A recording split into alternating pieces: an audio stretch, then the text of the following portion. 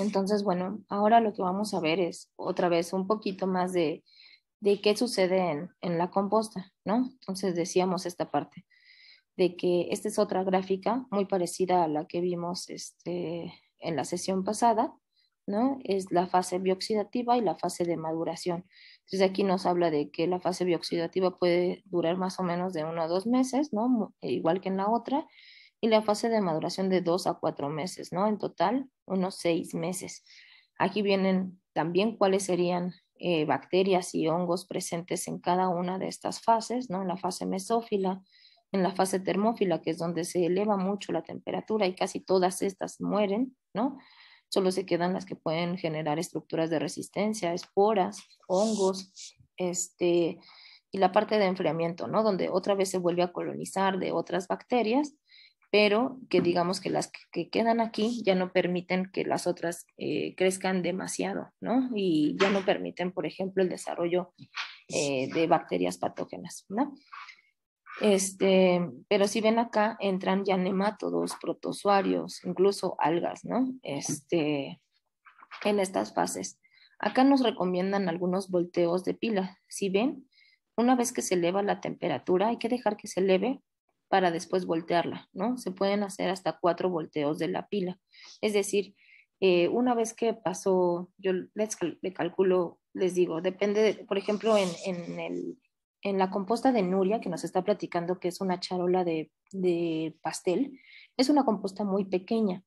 Entonces, esa composta se va a hacer muy rápido, a lo mejor no, ni siquiera llega a los 6 meses, a lo mejor a los 4 meses ya está lista, aunque al mes ella ya haya visto que ya no son reconocibles los residuos de los cuales se formó, este, todavía necesita que entre esta parte de la fase de maduración, ¿no? Pero en general, pues las compostas suelen ser un poquito más grandes, ¿no? Entonces, eso va a llevar estos tiempos aproximados. Claro que depende, por ejemplo, si ustedes viven en una zona donde, no sé, por ejemplo en Veracruz, ¿no? Que hace mucho calor y hay también mucha humedad, estos procesos de compostaje se pueden reducir a lo mejor hasta 4 meses, ¿no? En cambio, si ustedes viven en el Ajusco, ¿no? Donde no hay buena temperatura, o sea, no hay mucho calor, aunque sí hay humedad, este proceso puede alargarse un poquito más, ¿no? Porque sí necesitamos la actividad de estos microorganismos. Entonces, eh, se sugiere que se voltee, ¿no? Que se revuelva la composta, no sé, unas 3 veces dentro del primer al segundo mes, ¿no? Porque esa parte, por ejemplo, que nos decía Nuria, de las telarañitas en la esquina, ¿no? Que muy probablemente sean actinomicetos. Esos actinomicetos no les gusta estar en donde no hay oxígeno, por eso es que siempre se crecen en la parte externa, ¿no? La parte de hasta arriba. Entonces, nosotros queremos que esos actinomicetos a lo mejor también lleguen abajo, ¿no? Aunque no van a ejercer su mejor papel abajo, pues van a empezar a degradar, pero también material que no sea descompuesto a lo mejor en la parte de abajo, llevarlo a la parte de arriba donde están estos actinomicetos, ¿no? Es la idea de revolver, que los bichos que estén por ahí estén en contacto con todo el material para que se pueda degradar de manera más eficiente. Ahora, si ven también, el pH va cambiando durante este transcurso, ¿no? Es otra forma de ver que se va llevando a cabo los diferentes procesos, ¿no? En la primera parte, donde empieza a subir la temperatura, son procesos típicamente de fermentación, ¿no? Donde baja mucho el pH, se producen muchos ácidos, ¿no? Entonces baja el pH quizá a 6, a 5, ¿no? Y después en esta fase bioxidativa, por los elementos, ¿no? Los compuestos, los nutrientes que se van liberando, este pH puede subir un poquito, ¿no? Casi a 8. Generalmente una composta termina en pH 7, pH 8, ¿no? Ahí va a depender un poquito también de los elementos que nosotros le pongamos, ¿no? Entonces ese también es un indicador de si nuestra composta ya está bien, ¿no? Si nosotros la ponemos en esta primera fase, a lo mejor tiene un pH más ácido y eso ya lo vamos a ver más adelante, va a repercutir en, en la alimentación de nuestras plantas, ¿no? Entonces, aquí esta es otra gráfica que dice más o menos lo mismo, ¿no? Habla de las 4 fases, la mesofílica, termófila, mesofílica, otra vez regresa a temperatura ambiente, ¿no? Meso es de temperatura ambiente y la madurez, ¿no? Y aquí se ve la temperatura, ¿no? Puede bajar bastante la temperatura después de esto, después de que se madura. De hecho, es una composta ya madura, es una composta muy fresca, ¿no? Ustedes la van a sentir, es muy, muy fresca. Y aquí, otra vez, ¿no? Nos habla que es lo primero que se degrada son los azúcares y los aminoácidos, lo más fácil, y después lo más difícil, ¿no? Las ceras, los polímeros, la hemicelulosa, siguen los otros polímeros, ¿no? Quizá más, más robustos, ¿no? Y en esta parte entra la mesofauna. Ahorita vamos a hablar de la mesofauna. Y aquí se ve un poco el aspecto, ¿no? O sea, al principio son residuos vegetales, de 1 a 3 semanas ya se empieza a ver así, incluso por aquí se ve como una lombricilla, ¿no? Que ya empieza a colonizar. Esta es muy probablemente una composta pequeña, ¿no? De 2 a 5 semanas. Se ven algunos fragmentos todavía, ¿no? Aunque ya no se identifica de qué son, todavía se ven. Y a los 6 meses, básicamente, la tenemos esponjosita, ¿no? Toda negra, muy particularizada, ¿no? O sea, partículas muy pequeñas. Es así un poco como se ve, ¿no? El proceso. Entonces, aquí hay otras, creo que es muy parecido a las tablas que vimos la vez pasada. Creo que sí. Ok. Pero vamos a repasarlo, ¿no? Si tiene como muy baja aireación, ¿no? Pensemos que está en una cubeta, no se evapora el agua y entonces queda como encharcado, ¿no? Genera ambientes anaeróbicos. Los ambientes anaeróbicos, si ustedes han pasado por algún lugar, algún charco estancado, huelen como a metano o como a azufre, ¿no? Entonces tienen como aromas putrefactos. Entonces esto lo que hay que hacer es agregar material café, por ejemplo, que permita la aireación o hacerle más entradas de aire, no sé, ¿no? Aquí dice que el rango ideal es del 5 al 15%. Sin embargo, pues esto es muy difícil de medir de manera casera, ¿no? Más aireada, un exceso de aireación, pues va a hacer que la temperatura no se eleve, ¿no? Que era lo que le pasó a la historia que les conté del rastrojo de maíz, ¿no? O sea, estaba totalmente expuesta en el campo al sol directo. Eso no elevó la temperatura y no eliminó los bichos patógenos. Y el proceso de descomposición también se puede detener, ¿no? O sea, al final sí metieron todavía rastrojo, ¿no? Que claramente se veía cuál era el origen de esa composta, ¿no? Ese proceso de descomposición pues se detuvo, ¿no? Y más bien se favoreció un proceso de enfermedad, ¿no? ¿Cómo podemos hacer si está como muy ventilada nuestra composta?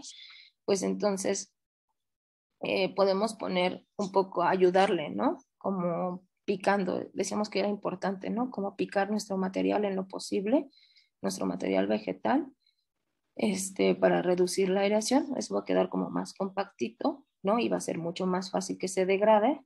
Eh, Podemos agregar más material verde. El material verde pues siempre provee bastante agua, ¿no? Sabemos que todas las frutas y verduras tienen entre 80 y 90% de contenido de agua, ¿no? Entonces eso va a ayudar a que se mantenga un poquito más la humedad. Eso habla también como de humedad, ¿no? O sea, si tenemos un porcentaje de humedad menor al 45%, fíjense que esto ya no es tan difícil de medir, ¿no? En en algunas de estas tiendas como Radio Shack, Steren, venden, venden termohigrómetros, ¿no? Se los voy a poner aquí en el chat. Y no son muy costosos. Eso quiere decir que nos miden la temperatura y la humedad.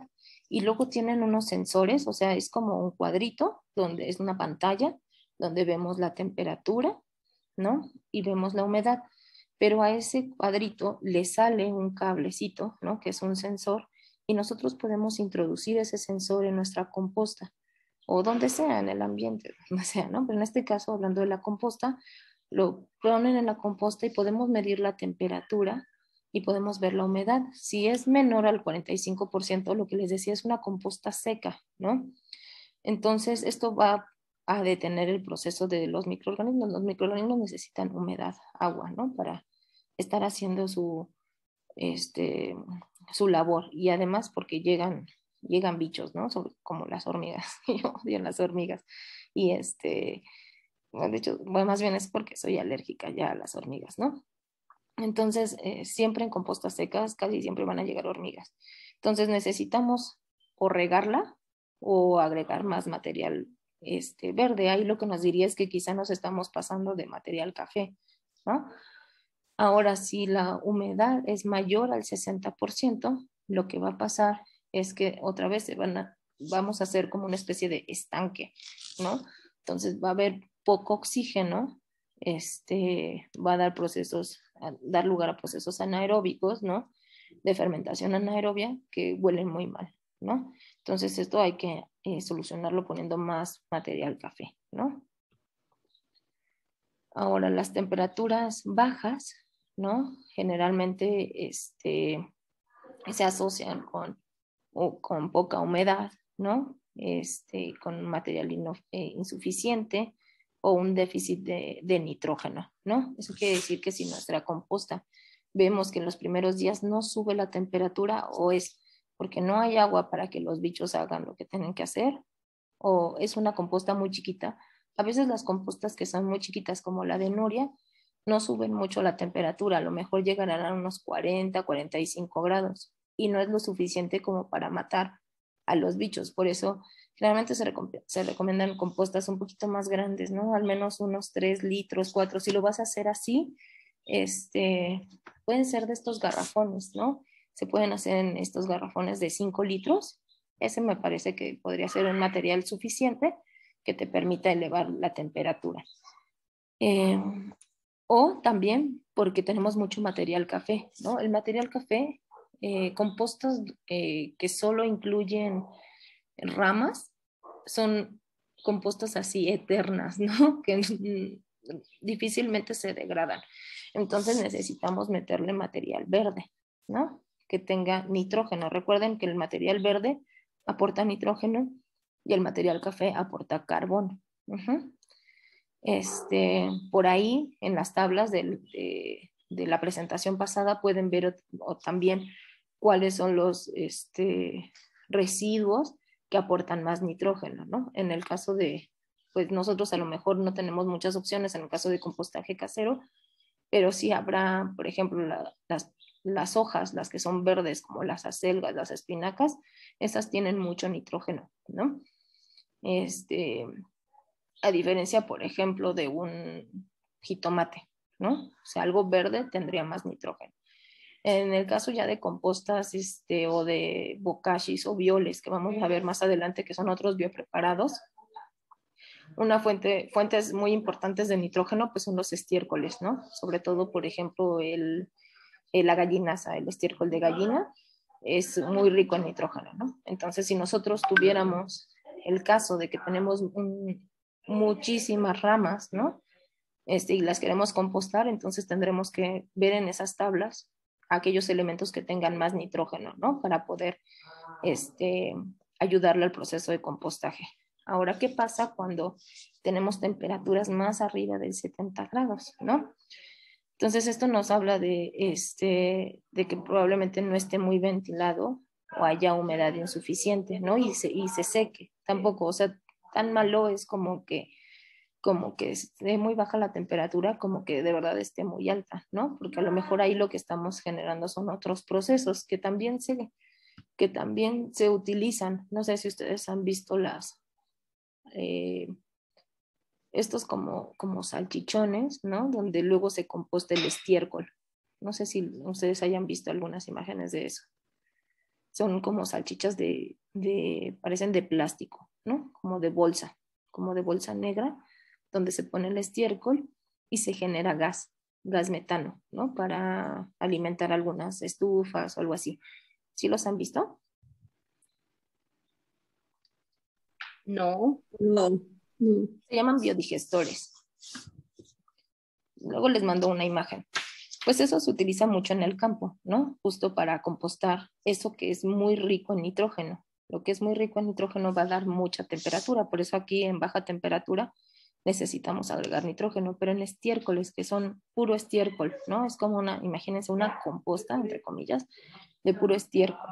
Eso lo meten en bolsas porque los aromas que salen y así no son muy agradables, ¿no? Los meten en bolsas y los canalizan de manera que lo que se genera ahí son otros procesos, ¿no? De metanogénesis, es otro metabolismo que lo que genera pues es justamente metano, ¿no? Para utilizarlo en estufas. Pero nosotros no queremos hacer eso, ¿no? Entonces, porque no está bien. Imagínense, o sea, porque el metano, como ustedes saben, pues es un gas de efecto invernadero. Entonces ahí lo están generando, lo están produciendo, pero lo están canalizando para que se queme algo, ¿no? O sea, una parrilla o lo que sea y se utilice como energía. Pero si nosotros solo lo estamos produciendo y lo estamos liberando al ambiente, pues en vez de regresar y retornar los ciclos, lo que estamos diciendo, de cerrar los ciclos, pues estamos ahí abriendo una ventanita que no queremos, ¿no? Entonces, si su composta llegara a pasar estas temperaturas, pues sí vean que esté bien ventilado, a lo mejor está muy cerrado, a lo mejor lo hicieron no sé, en un tambo, que está muy cerrado y además ustedes le pusieron una tapa hermética para que no salga ningún aroma porque no les gustan los aromas de degradación, ¿no? Aunque les digo que la composta no genera, cuando está bien hecha no genera aromas de putrefacción. Entonces hay que ver que esté bien ventilado, que tenga suficiente humedad.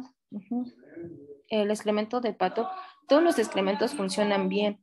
Los de las aves tienen bastante nitrógeno, aunque sí le gana el de gallina al de pato, pero sí funciona.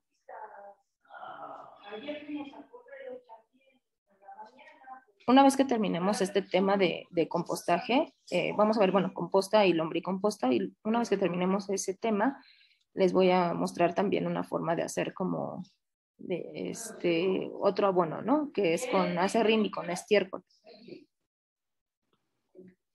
Ok, entonces también decíamos que uno de los parámetros importantes que nos va guiando de si vamos bien en nuestra composta es el pH, ¿no? El pH se puede medir con tiras. eh, Esto lo vamos a ver más adelante, ¿no? No es tan difícil y podemos hacer un indicador de pH casero también, ¿no? Con colmorada, pero si está por debajo de 4,5, pues nos habla de que hay un exceso de ácidos orgánicos, ¿no? Les decía que en la primera fase siempre desciende el pH, pero entonces quiere decir que a lo mejor nosotros estamos poniendo muchísimo material verde. En el caso estoy pensando en la composta de Nuria, ¿no? Que nos comentó, donde ella solo puso material verde y algo de suelo. No sé en qué proporciones. Si puso más suelo que material verde, pues entonces a lo mejor el pH no se vea tan modificado, pero si puso mucho más material verde y poco suelo, entonces va a tener una composta al final muy ácida, ¿no? Y a lo mejor eso es bueno para suelos que son básicos, ¿o no? Que tienen pHs altos. Ya vamos a ver eso en relación con los nutrientes para que vean la importancia de qué es lo que estamos agregando a nuestras macetas, ¿no? Pero entonces a lo mejor al final puede tener una composta muy ácida, ¿no?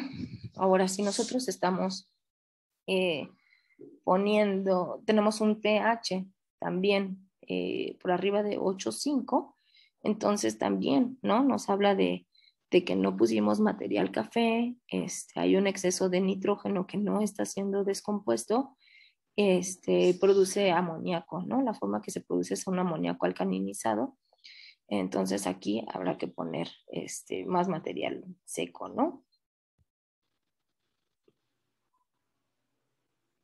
Por eso la importancia de mantener esta relación carbono-nitrógeno, ¿no? Les decía que en general las frutas y verduras mantienen esto, pero cuando nosotros ponemos mucho, pues sí necesitamos compensar con material café. En el caso de compostas domésticas, ponemos más material café para evitar que lleguen a traer algunos bichos, ¿no? Que no queremos traer, ¿no? Entonces, imagínense que ustedes ponen en su composta así muchísimo aserrín, ¿no? Tienen una maderería quizá, y entonces ponen muchísimo aserrín. Entonces, están manteniendo una relación carbono-nitrógeno muy alta. En realidad, la del aserrín es de 200, desde 81 a 200, ¿no? Esto sería como un rastrojo de avena, ¿no? Entonces, lo que hace es que tiende a enfriarse, ¿no? Y hacerse lento. Tenemos que meter material verde, ¿ok? Si ustedes, por ejemplo, al contrario, están metiendo puro material vegetal, ¿no? Entonces vamos a tener un exceso de nitrógeno, entonces se va a calentar mucho y va a generar malos olores, ¿no? El nitrógeno casi siempre se pierde en las primeras fases en forma de amoníaco y el amoníaco huele mal, ¿no? Entonces aquí lo que tenemos que hacer pues es justamente equilibrar un poco. Esto es difícil de medir, ¿no? La relación carbono-nitrógeno. Se pueden guiar un poquito de las tablas que les mostré la sesión pasada. Eh, Más o menos, si estoy metiendo un material muy, muy rico en carbono, pues entonces tengo que meterle mucho más nitrógeno, ¿no? O si estoy poniendo mucho nitrógeno, tengo muchos residuos en mi cocina, entonces tendré que buscar el material café, pero no ramas y hojas, sino aquellos compuestos que tengan mucho carbono, ¿no? Como para equilibrarlo. Eso es muy difícil.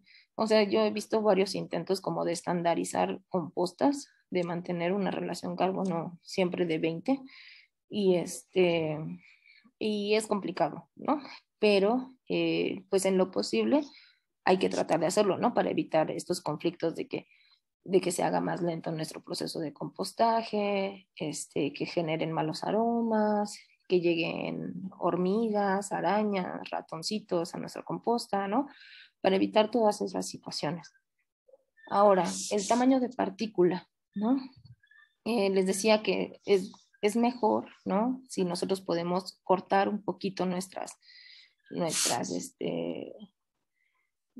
residuos vegetales, ¿no? Y no compactar, por ejemplo, el que nosotros lo cortemos va a hacer que estén más juntas unas partículas de otras, pero vamos a generar espacios de aire, por ejemplo, con ramas, con hojas, ¿no? Con todo el material café. Pero cuando el tamaño de partícula es muy grande, imagínense, ustedes meten varas de 30 centímetros, ¿no? Pues entonces van a ser muchos canales, ¿no? De aireación que van a hacer que baje la temperatura y que el proceso se ralentice, ¿no? Entonces, entre 10 y 20 centímetros están bien las ramitas y más chiquito de 5 centímetros, pues van a crear poros muy pequeños, ¿no? Que hace que se compacte y otra vez que se generen procesos de fermentación anaerobia que huele mal, ¿no? Entonces, pues ni mucho ni poco, ¿no? Esta es otra de las cosas que les decía, ¿no? Justo cuál es la temperatura necesaria para eliminar algunos patógenos, por ejemplo, salmonela. Necesitamos 55 grados durante una hora para eliminarla, ¿no? O 65, 15, 20 minutos. Entonces, por eso es muy importante que nuestra composta se caliente, ¿no? Escherichia coli, que es estas dos nos causan diarrea, bueno, esta salmonelosis, la diarrea común, ¿no? 55, 65 grados. Brucela, ¿no? Que causa brucelosis, es 55, 62 grados, más o menos ven que rondan entre 50 y 60 grados. Obviamente esta temperatura no se mantiene durante una hora en las compostas, sino que tarda algunos días, como vieron en las gráficas, ¿no? Unos 3, 4 días a esa temperatura al menos. Huevos de ascaris, lombricoides, ¿no? Diferentes parásitos, el parvovirus, ¿no? Casi todos los microorganismos patógenos, después de 60 grados los podemos eliminar, ¿no? Por eso es que Siempre hervimos nuestra agua, por ejemplo, ¿no? Que llegue a 100 grados. Con eso nos aseguramos que ya no haya algún microorganismo por ahí, ¿no? Al menos de estos patógenos sencillos. Habrá algunos otros patógenos que generen esporas que sí van a ser más difíciles de degradar, ¿no? Entonces, ok.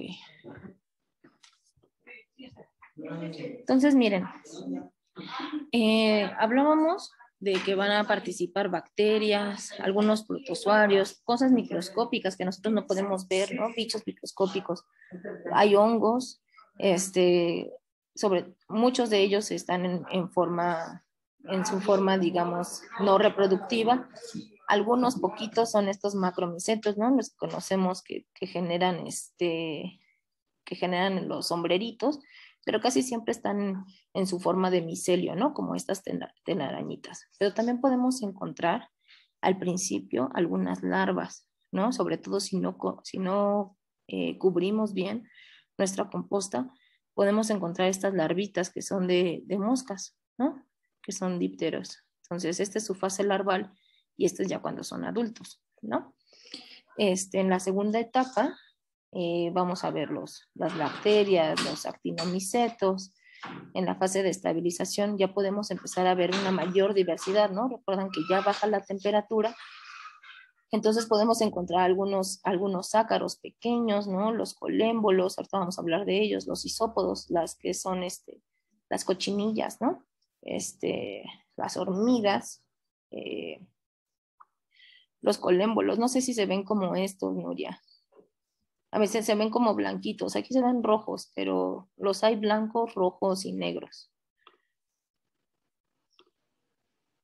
Son muy chiquitos, esto está como magnificado, ¿no? Las cochinillas, ¿no?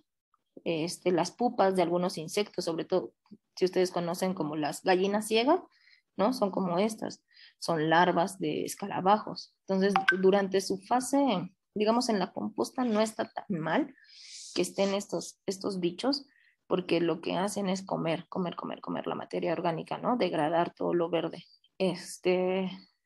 Ya no nos gusta cuando se quieren comer las raíces, ¿no? De alguna planta que nosotros tengamos en el suelo. Pero en su fase larval pues son súper depredadores, ¿no? Entonces ayudan a degradar rápidamente como toda esa materia orgánica, tijerillas, ¿no? Podemos encontrar 100 pies, ¿no? 1000 pies, algunas arañas, algunos otros artrópodos. Entonces vamos a ir viendo. Estos son bichos que nos vamos a poder encontrar y que hasta cucarachas, ¿no?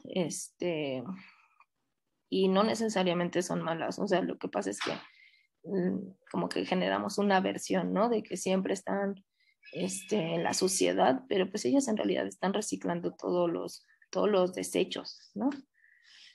Entonces, digamos que en la superficie vamos a encontrar generalmente pues a las larvas, ¿no? Algunas larvitas de moscas si no cubrimos por ahí bien. En las capas medio superficiales, ¿no? Muy por encima, casi siempre están muy por encima, todas esta diversidad de colémbolos, son muchos, ¿no? Y como son muy pequeños, pues es difícil que nosotros los podamos como distinguir en estas formas, ¿no? En realidad sí son chiquitos, ¿no? Muy, muy chiquitos. Tendremos que tener por ahí una buena lupa o un microscopio para poder verlos. Si los ven, en realidad más o menos ellos miden como 1 milímetro, ¿no? Esta es la escala. Estos medirían 1 milímetro. Son chiquititos, ¿no? Y ya en las capas inferiores, dependiendo, ¿no? Obviamente de la profundidad de nuestra composta o si está en el suelo, directamente en la tierra, podemos encontrar algunas larvas de moscas, ya las lombrices de tierra, algunas lombrices pequeñas, ¿no?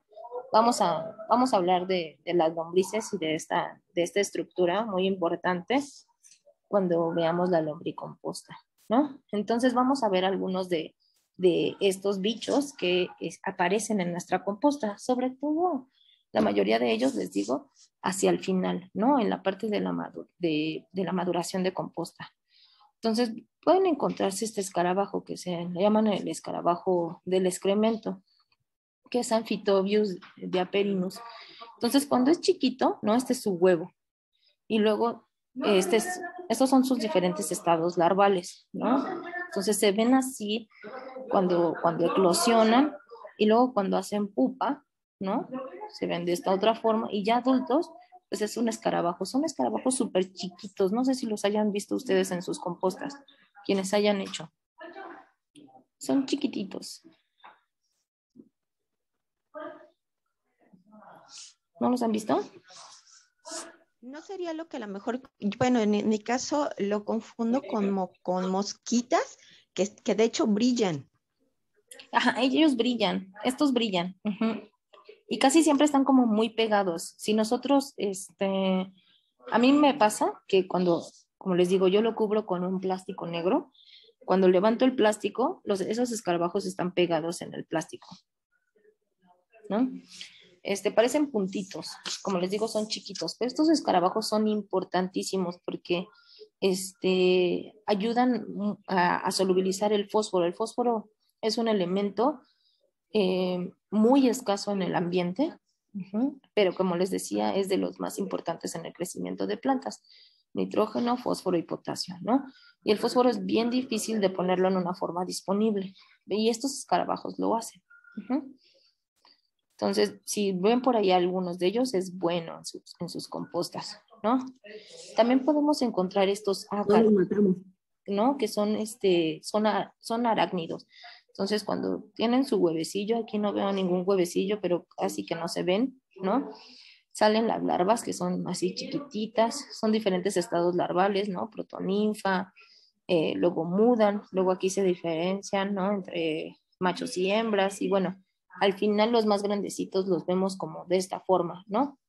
Que son muy parecidos a cómo se ven los anteriores, ¿no? Estos escarabajos son muy parecidos, así son bolitas chiquitas, brillantes, esos son negros, estos son rojos, pero estos son ácaros, ¿no? Que ayudan a degradar la materia orgánica. Todos estos son muy buenos, o sea, tenerlos es un buen indicador de que nuestra composta va por buen proceso, ¿no? Los colémbolos son estos que se pueden ver transparentes, blancuzcos, negritos, ¿no?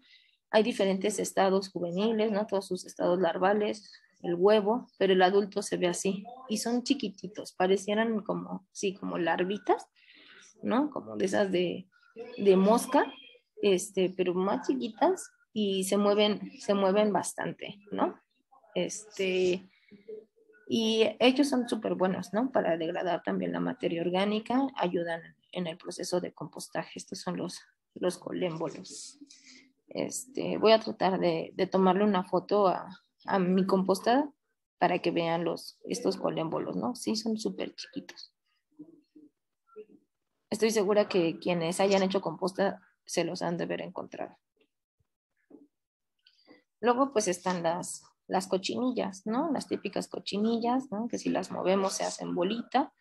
Entonces, ellos también tienen diferentes estados, como larvales desde el principio. Casi siempre se ven que son cochinillas, ¿no? Excepto cuando son huevos. Al principio son medio blancuzcas, pero van como tomando su colorcito conforme van madurando, ¿no? Entonces, las cochinillas, no sé, no conozco a nadie que le den asco, pero son muy buenas, ¿no? En realidad también son organismos digamos, de la mesofauna que están presentes en las compostas y que son buenos indicadores. Ok. Dice Karen, ¿solo salen en la composta o en cualquier planta? ¿Cuáles? ¿Los colémbolos?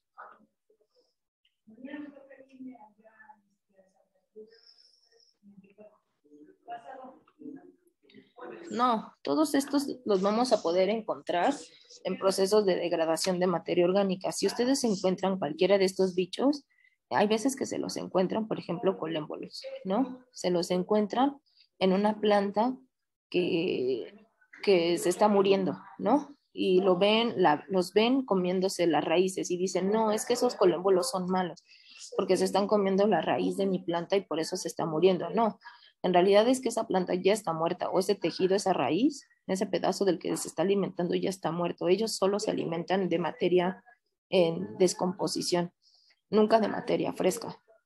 ¿no? Entonces sí los podemos encontrar en diferentes zonas, ¿no? O sea, si por ejemplo les cayeron, hay hojitas muertas, ¿no? De tu planta de albahaca, ¿no? Que caen ahí en la maceta, fácilmente te puedes encontrar esos colémbolos en la parte de abajo, ¿no? Obviamente en cultivos orgánicos, porque en cultivos donde normalmente ponen insecticidas y así, pues obviamente ya no los encontramos, ¿no? Son suelos muertos, estamos hablando de suelos vivos. Pero en mi planta sigue bien, lo que pasa es que le pongo cáscara de huevo. Sí, sí, ellos te los puedes encontrar, les digo, en cualquier proceso de descomposición de materia orgánica, ¿no? Pues las cucarachas, ¿no? Quizás esta es la que conocemos más, ¿no? Que es la que está más en las ciudades, y así, este es su ciclo de vida, ¿no? Así se ven cuando huevos y todos sus estados larvales hasta que maduran. Entonces, esta es la, la cucaracha americana, ¿no? Pero está la oriental, Smoky Brown, la alemana, la banda marrón. Incluso yo me he encontrado unas en mi casa que son más como redonditas, que parecen cangrejillos, no sé, como que los veo muy, muy durito, su exoesqueleto, y esas son más como más silvestres, ¿no? Yo en general las dejo, a mí no me molestan, porque les digo, o sea, como que las hemos asociado a que están en alcantarillas, así, en procesos sucios, pero ellos en realidad reciclan y están degradando toda esa materia orgánica. Sí, sí, claro que sí, Karen. Sí, sí, sí. Sí, la composta se puede ocupar en cualquier planta, ¿no? Ujú. Las arañuelas, estas también son chiquititas, ¿no? Y se ven como transparentosas también. Tienen también diferentes estados larvales como de ninfa, ¿no? Ya adultos se ven así, son súper chiquitas, ¿no? Estas son diferentes a la arañuela roja, pero si a ustedes les ha atacado la arañuela roja, en alguna planta, sobre todo le gustan mucho las solanáceas, ¿no? Los chiles y así. Esta es más grande, ¿no? Esa araña roja que infecta a las plantas es muy chiquitita.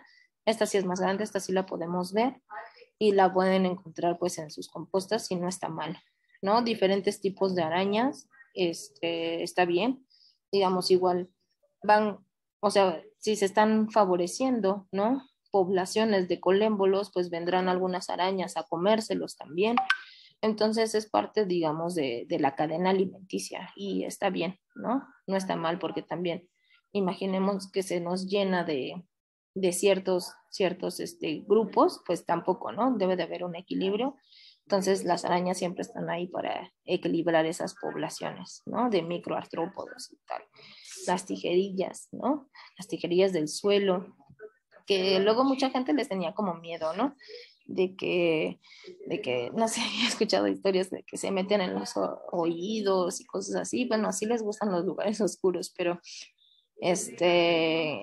pues también son buenas degradadoras de la materia orgánica, ¿no? Entonces, si las ven por ahí, está bien, déjenlas, no les va a pasar nada. Todos esos son buenos, de hecho, indicadores del proceso de maduración, ¿no? Encontrarnos lombrices también va a ser muy bueno, ¿no? Esto sobre todo si tienen compostas pues en contacto con la tierra, con el suelo directo, pues es muy probable que las lombrices sean atraídas por estos ambientes, ¿no? Entonces, perdón, empiezan muy chiquitas, ¿eh? Empiezan siendo muy chiquitas y transparentosas y después se empiezan a poner rojitas, ¿no? Cafés, y cuando ya son adultas tienen esta estructura que es el clitelo. Entonces, este es un indicador de que ya tenemos una lombriz adulta que está lista para reproducirse, ¿no? Cuando hay copulación, ¿no? Cuando se reproducen estas lombrices, les salen aquí, ¿no? Como este clitelo se llena de estos como huevecillos, ¿no? Que es el cocón, y de ahí van a salir pues muchas lombricillas, ¿no? Los que no queremos que lleguen, ¿no? Pero que podrían llegar también, que son ratoncitos, ¿no? Los gatos les encanta, a mis gatos, por ejemplo, les encanta estar encima de la composta, ¿no? Sobre todo porque como que está calientita, ¿no? Y esponjosita, entonces, no están así tan en contacto directo porque siempre está el plástico, pero eh, son, van a ser atraídos también por la composta, ¿no? Esto si ustedes también, pues lo tienen al aire libre, o si también decíamos, ponen regalos, ¿no? Dejar pedacitos de carne, esas cosas atraen mucho a los ratones, que su composta esté seca, pues también va a atraer a los ratones, ¿no? Los cara de niño, los grillo topo, estos son buenos, ¿no? Hay gente también que les tiene mucho miedo, si lo molestan mucho, pues sí les puede llegar a morder, ¿no? Con sus mandíbulas, pero pues no pasa de que te duela un poquito, ¿no? No son venenosos. Y esos son como digamos, los bichos más comunes que podemos encontrar en nuestra composta. Si ustedes encuentran algunas como lombrices, que son amarillas con negro, hermosas, esas no son buenas, ¿no? Esas de hecho se comen estas lombrices y acaban con muchos de los bichos que vimos anteriormente, ¿no? El hecho de tener toda esta diversidad es excelente, ¿no? Si ustedes encuentran cochinillas, los colémbolos seguro que los van a encontrar, ¿no? Siempre se ven como puntitos blancos, estos que son bolitas, ¿no? Los ácaros de la materia orgánica, rojitos, estas bolitas también brillantes negras, ¿no? Los escarabajos del excremento son muy buenos indicadores de que su composta va bien, ¿no? Ay, gracias, Viri, no vi, pero no están en la sala de espera, no veo a nadie. Pero bueno, estos son bichos que nos podemos encontrar. Si ustedes han visto algunos otros, tienen duda, mándenme fotos y vemos, ¿no? Si es bueno o es malo.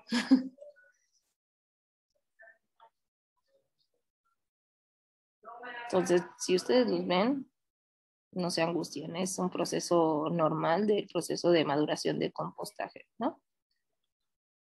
De hecho, qué padre, ¿no? A mí me ha tocado ver algunos compañeros que comercializan ya su composta y pues es una composta viva, ¿no? Lo ves, hay tijerillas moviéndose por ahí, hay colémbolos.